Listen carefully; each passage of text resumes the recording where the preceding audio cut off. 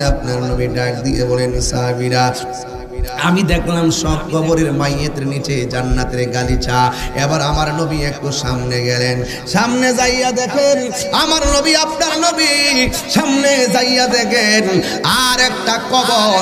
ওই কবরটা দেখা আমার নবীর চোখের পানি মুবারক থামায়া রাখতে পারে নাই। সাহাবীরা বলে, নবী গো, আপনি এই সব কবর দেখে হাসলেন, আপনার চেহারার মধ্যে আনন্দ, কিন্তু একটা কবর দেখে আপনি কেন কান্না শুরু করলেন? আমার নবী বলেন, আমি নবী যাহা দেখি তোমরা তা দেখো না, আমি নবী যাহা শুনি তোমরা তা শুনো না গো। সাহাবায়ে কেরাম, আমারে তোমরা প্রশ্ন কইরো না আমি কেন চোখের পানি ফালাইয়া কান্দি। তোমরা একটা কাজ করো, বাজারের মধ্যে যাইয়া এলান করো। আল্লাহু আকবার কয় না রে?